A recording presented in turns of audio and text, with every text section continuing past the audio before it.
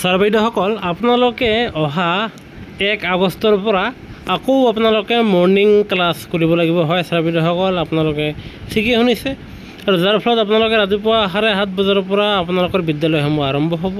আৰু যাৰ ফলত এয়া সকলো ধৰণৰ চৰকাৰী কৰ্মচাৰীসকলে জনাটো অত্যন্ত জৰুৰী আৰু এই ক্ষেত্ৰত আপোনাৰ নিৰ্দেশনা আহি পৰিছে আৰু যাৰ ফলত 1 আগষ্টৰ পৰা বিদ্যালয়সমূহ পুনৰ আৰম্ভ হ'ব পাঠদান আপোনালোকে জানে আৰু বৰ্তমান ৰাজ্যত চলি আছে গ্ৰীষ্ম প্ৰবাহৰ প্ৰকোপ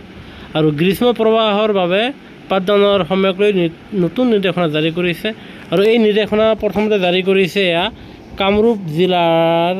কামৰূপ মেট্ৰৰ ISDE দীপিকা চৌধুৰীদেৱে কৈছে যে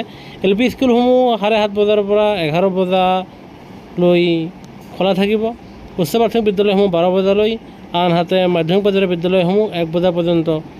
খোলা থাকিব আৰু ইয়াৰ ফলত গ্ৰীষ্ম প্ৰবাহৰ কাৰণে এই একদিনতে যদি অন্যান্য জিলাৰ যদিহে ৰাতিপুৱা ভাগত ক্লাছ দিয়ে হে আমি আপোনালোকক জনাম সদ্যহতে এয়া কামৰূপ মেট্ৰৰ আপোনাৰ ৰাতিপুৱা মৰ্নিং ক্লাছৰ নিৰ্দেশনা দিয়া হৈছে।